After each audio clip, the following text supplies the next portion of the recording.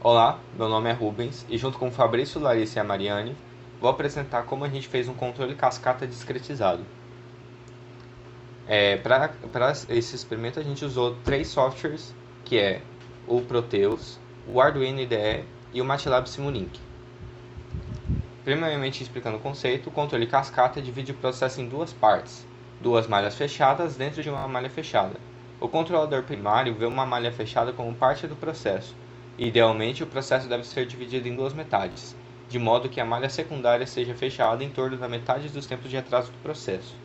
Ou seja, a gente tem um processo geral e esse processo vai ser controlado por uma malha primária, e essa malha primária também vai ter uma malha secundária interna. Essa malha secundária tem que ser muito mais rápida que o processo. Para o exemplo que a gente utilizou, a gente retirou ele lá do livro de Seborg, que é Processos Dinâmicos e Controle, a terceira edição do livro. E lá diz o seguinte: um processo de aquecimento de um tanque de água mostrado na figura. Tem a temperatura de saída controlada por um ponto de ajuste desejado T de SP através da manipulação da pressão do vapor, enviado para o trocador de calor do tanque. Então aqui na imagem a gente pode ver que o processo ele é um tanque de calor, um tanque de água que tem uma temperatura que a gente que deve controlar. Essa temperatura ela é variada a partir do trocador de calor que tem aqui embaixo. Esse trocador de calor recebe um determinado vapor para fazer a troca de temperatura. A pressão de entrega do valor PEM está sujeita às variações que afetam o PS. A perturbações no fluxo de entrada de temperatura TI é o principal distúrbio do processo. Ou seja, dentro desse processo inteiro a gente tem duas perturbações principais. TI, que pode ser a temperatura ambiente, por exemplo, é a temperatura que afeta o nosso tanque. E tem aqui embaixo também a PIN, que é a pressão que afeta a população aqui de vapor. Então as funções de transferência do sistema são dadas a seguir. Então aqui tem as informações que foram nos dadas na questão. Tem as informações do processo, que é interno e externo. Tem as informações das perturbações que tem na vazão e na temperatura. E as informações do controlador. Como a gente quer fazer um controle cascata, a gente tem um controlador primário e um secundário. Aí a partir daqui eu vou mostrar como ficou um pouco o processo no Simulink. Então no Simulink, primeiramente a gente tem duas grandes áreas, que é a malha primária, responsável pelo controle de temperatura, e a malha secundária, responsável pelo controle de vazão. Iniciando aqui pela esquerda, a gente tem a nossa entrada no sistema, que é o set point, o valor de referência que a gente vai mandar para os controles. Esse set point entra no controlador primário, manda outro sinal para o controlador secundário.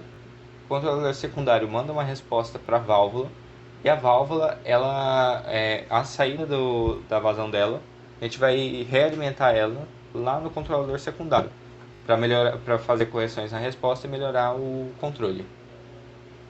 Após isso, a gente tem a perturbação de pressão entrando no sistema, indo para o processo, que é o nosso tanque de água. E depois disso, a gente tem o nosso transmissor de temperatura, que recebe também a perturbação de temperatura no sistema. E lá no final, a gente tem a saída de temperatura, que é onde vai realimentar o controlador primário.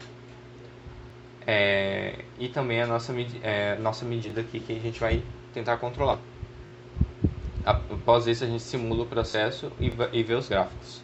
Dentro desse processo cascata todo, então a gente tem dois gráficos, um para vazão e outro para temperatura.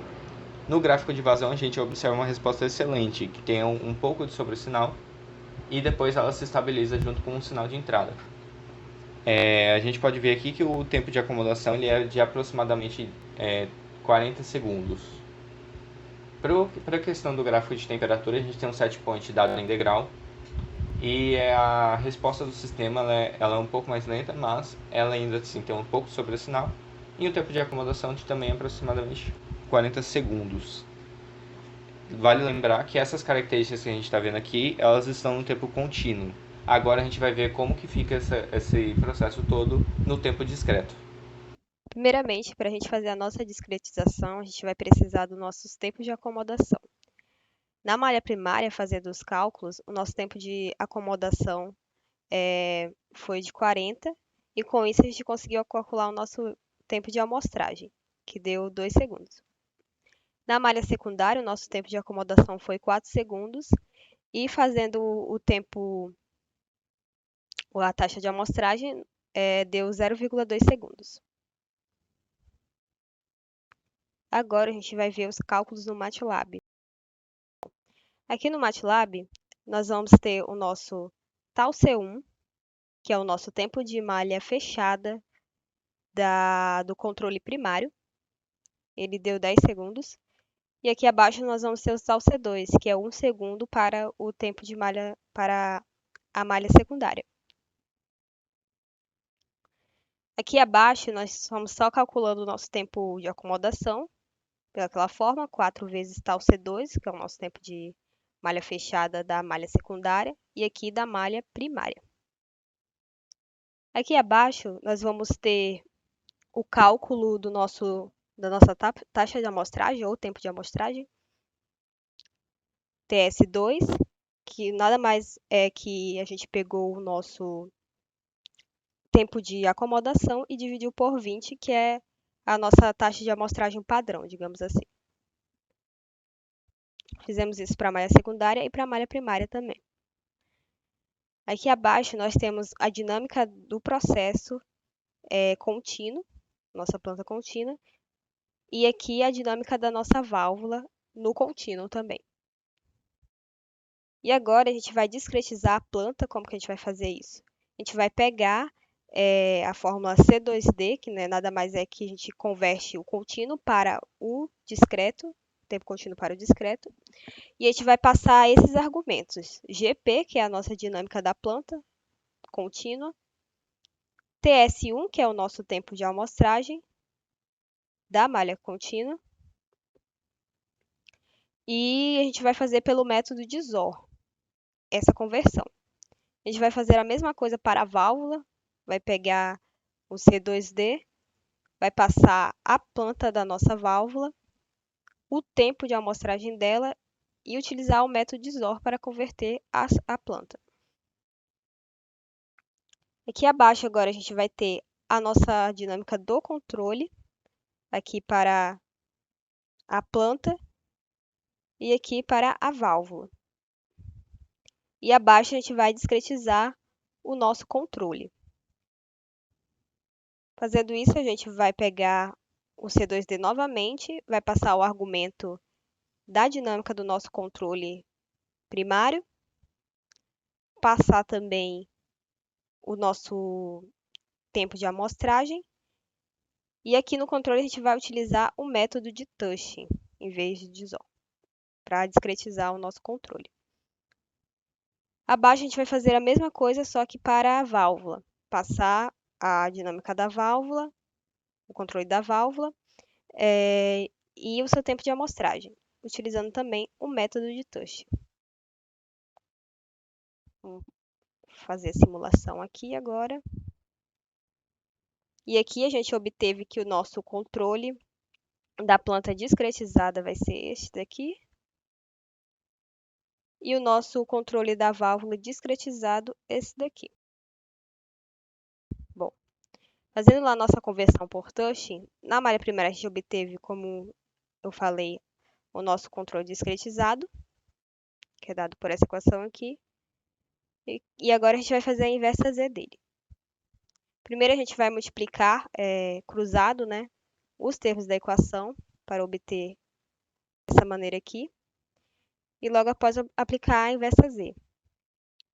Na inversa Z, a gente pode perceber que ela está indo para os termos do futuro, por exemplo. Aqui, ó, o controle do futuro, K mais A, K mais 1, ele vai ser igual ao controle do presente mais 7,222 vezes o erro do futuro, menos 3,762 vezes o erro do presente. Esses termos K mais 1, eles estão referentes ao futuro, e a gente não tem como prever o futuro. Por isso, a gente vai ter que aplicar um atraso em ambos os lados da equação, para poder, assim, a gente ter o nosso controle no presente. Fazendo isso, a gente vai obter que o controle no presente vai ser o controle do passado mais 7,222 vezes o erro do presente menos 3,762 vezes o erro do passado. Para a malha secundária, a gente vai fazer o mesmo, pegar o controlador discretizado por touch, como a gente mostrou no MATLAB, fazer a multiplicação cruzada dos termos da equação e logo após fazer a inversa z. Aqui a gente vai ter o mesmo problema, que é a gente está pegando o controle do futuro e a gente não tem como saber ele.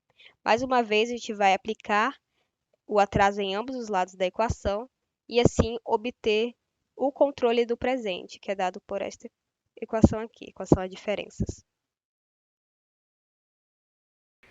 Bom, agora nós vamos fazer a programação no Arduino utilizando as equações discretizadas. Nós utilizamos a ideia do Arduino para fazer a programação e posteriormente vai ser passado para o software Proteus. Aqui começamos definindo algumas variáveis. Então aqui começa com as variáveis do controlador primário, onde vamos ter um erro atual, um erro velho, um controle atual e um controle velho. A mesma coisa para o controlador secundário. Vamos ter um erro atual, um erro velho, um controlador atual e um controlador velho. Vamos precisar também de variáveis para fazer a leitura. Então aqui vamos ter o YK, que vai fazer a leitura do sensor de temperatura, o RK, que vai ser o nosso set point, controlado por um potenciômetro, e o YKS, que vai ser a leitura do sensor de vazão. Vamos ter também o tempo de amostragem, TS2 0,2 segundos, que corresponde ao tempo de amostragem calculado lá para a malha secundária, e o TS1 igual a 2 segundos, que corresponde ao tempo de amostragem calculado da malha primária.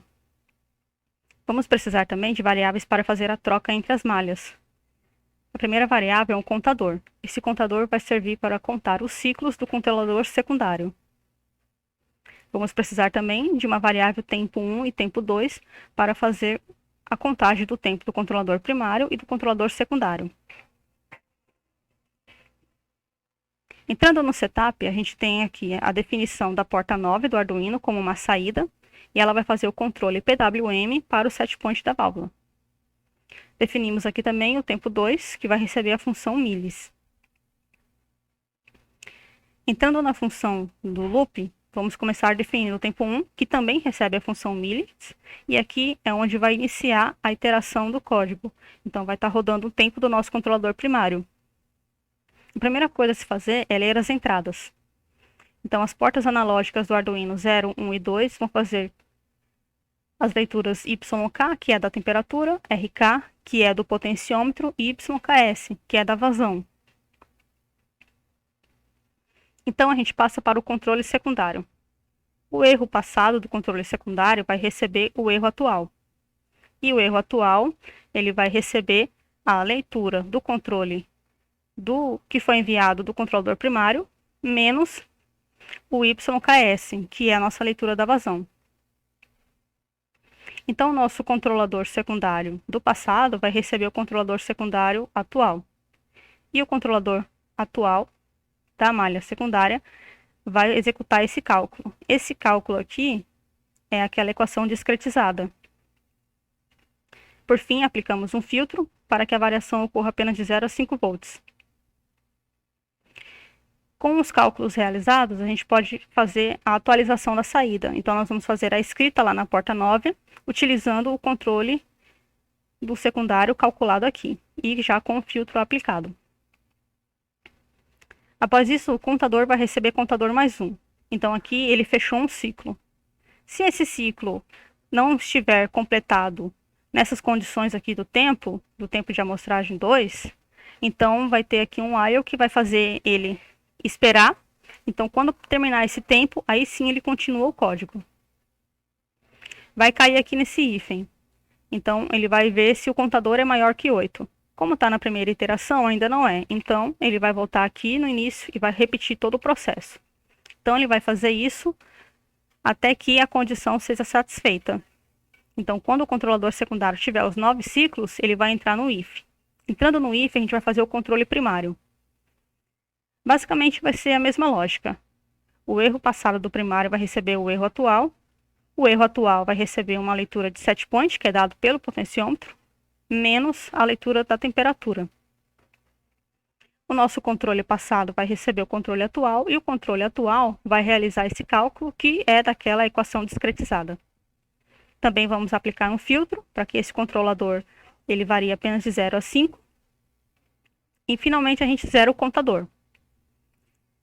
Zerando o contador, a gente vai conferir se o tempo que ele levou para executar tudo isso, ele vai atender a esse critério, que corresponde ao tempo de amostragem 1. Se não atender, ele vai ficar dentro do while, não fazendo nada, aguardando até atingir o critério. Após isso, o tempo 2 recebe novamente a função miles para resetar o tempo 2. Temos o fim do if e o fim do loop. E aí o processo continua e assim sucessivamente. Vamos agora aplicar isso lá dentro do Proteus. Bom, como já foi todo o resto explicado, vamos para a simulação do Proteus e ver como aplicar isso na simulação. Bom, aqui dentro do Proteus, né, primeiramente a gente montou o nosso sistema, que já vai ser explicado em mais detalhes. Mas primeiro eu gostaria de falar aqui do nosso código do Arduino. Aqui dentro do Proteus tem um simulador do Arduino, a gente pegou aquele código que estava na IDE e colocamos aqui dentro do source code aqui no Proteus. Vindo aqui para a nossa simulação, aqui temos o nosso Arduino, né, simulado. E aqui nós temos todo o nosso processo.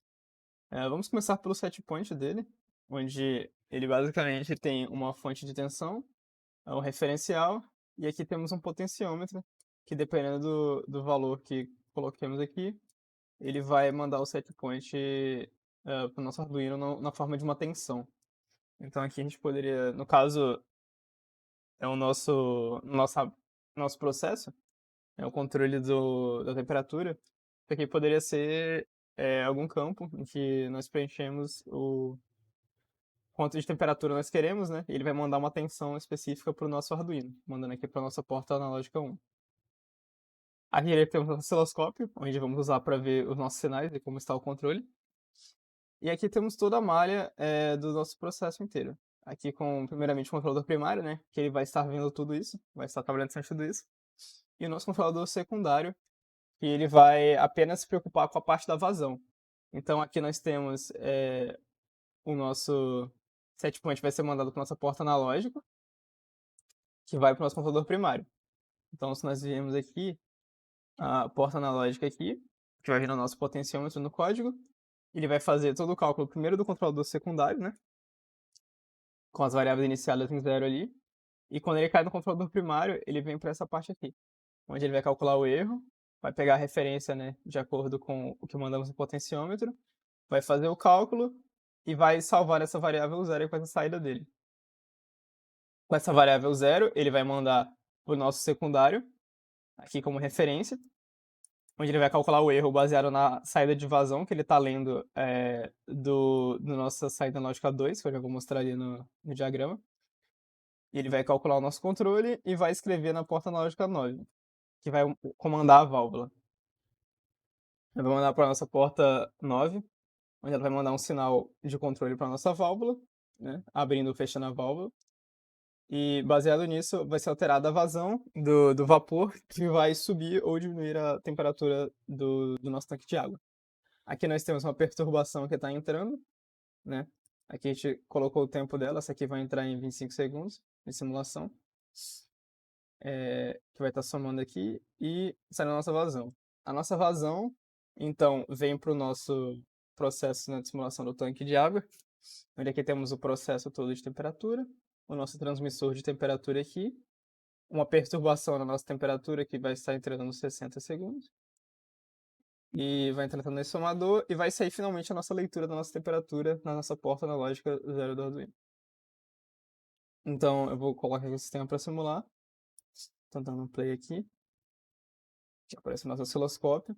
E aqui embaixo dá para ver aqui o tempo da simulação. Demora um pouquinho para aparecer os valores. Normal. Aqui aparece, esse aqui é o nosso setpoint. Aqui está sendo a nossa temperatura que está sendo medida na nossa porta 0, né, que está saindo daqui. Aqui temos a nossa perturbação, a primeira perturbação que vai entrar em todos os 25 segundos e a perturbação que vai entrar em torno dos 60, se eu não me engano. Então aqui a gente vê que o nosso sistema rastreou e a nossa perturbação começa a subir aqui, ó. Ela vai lentamente, ela vai subindo, e o nosso sistema vai compensando para tentar rejeitar a perturbação e manter, né, no set point ali. Esperar um pouquinho, que daqui a pouco essa perturbação vai começar a descer, né? Ele tá caindo um pouquinho.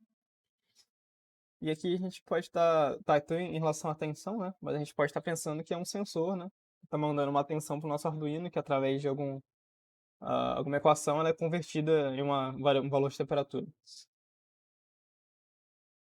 Tá quase nos 60. Vai entrar essa perturbação que é bem mais forte.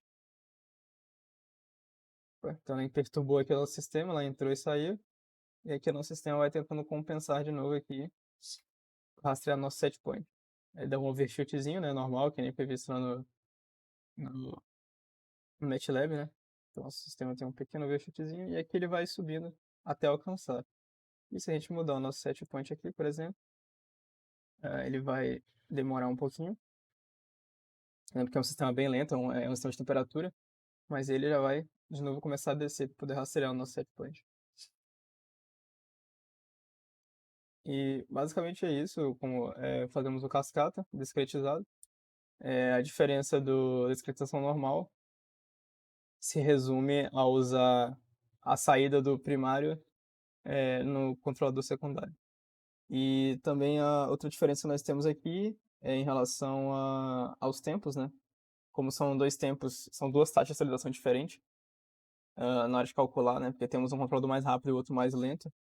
Para isso que tem aquele if aqui, que vai estar controlando para o nosso secundário manter a taxa de amostragem dele e o nosso primário também ter a taxa de amostragem dele.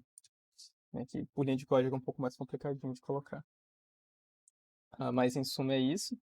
Né? Qualquer dúvida, comenta aí no, no fórum aí, discussões.